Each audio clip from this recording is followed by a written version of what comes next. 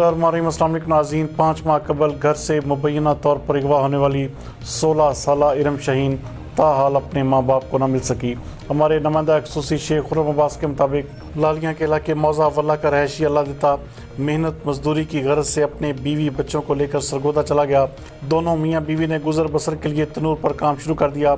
एक दिन मौका देखते हुए जब बच्चे घर में अकेले थे, लड़की का मामू और उसके साथ कुछ नामालूम अफराद आए और इरम शाहीन को मुबैना तौर पर अगवा करके ले गए। 16 साल लड़की को अगवा हुए 5 माह का अरसा बीत चुका है। लड़की के वालिदैन ने थाना कैंट में दरख्वास्त भी दी, लेकिन किसी ने भी उनकी बात पर कान नहीं धरा। लालियाँ प्रेस क्लब में मीडिया से बात करते हुए बच्ची के वालिदैन ने हुक्काम बाला से अपील की है कि हमारी बच्ची को हमसे मिलवाया जाए, खुदारा हमें हमारी बच्ची वापस दिलवाई जाए। मेरा नाम जी अल्लाह दिता जी। मैं सरगोदे शहर गया जी रहन वास्ते, तो वही मैं लैके गए जी। उन्हें मार गुलाम वास्ते मैं कोठी लै दी जी तारकाबाद आउन लैन दी।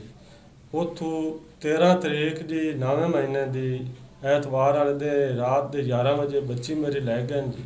असा तंदूर ताए हुआ जी, तो तंदूर तो असी गए जी घर। सानू बंदे उत्थे जातो कि निक्का जा मेरा पुत्र जो बच गया इरम नूं लैके नानके मामे मामा उदा नाना ते इजाद ते रिया ते नजमा ये लैके जी चले गए।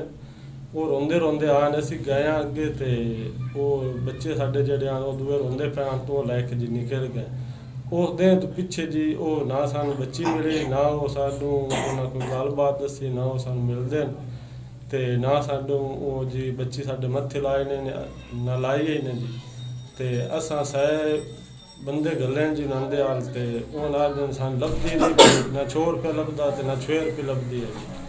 जोड़ा बंदा उन्होंने ना रबता करता जी, उन्होंने कोई नंबर ही नहीं चाहते, ना उन्होंने गल करेंगे किसी नाल। ते साडी गुजारिश है जी, हाँ तो सानू गुजारिश है जी साडे बच्ची साडे सामने पेश की जाए जी। अखबारी जिंदा भी है कि जी मार गई हुई है, सानू इस चीज़ का मेहनत मजदूरी नसी जी गए सरगोदे ते तारकाबाद मार गुलाम अब्बास की कोठी ते जी उसी मेहनत वास्ते गए तंदूर ते आसे सान कोई पता नहीं। साड़ी बच्ची उठा के लग दो गए मेरे पेके आन, मेरा भाई आ, मेरा बूआ, मेरी भरजाइयां आन, मेरे भतरीया आन दो। ते असी जी थाने बने रहे कोई सान मत्थे नहीं ने लाई। असी बड़ी उन्होंने पैर नप्पे मिन्नतां कीतियां, उन्हें सान बच्ची मत्थे ही नहीं लाई। उन्होंने ताई असी कोई गल नहीं ने कीती साडे नाल। ते असी जी तुहाडे कोल आए हां, इमदाद करो साडी तुसी।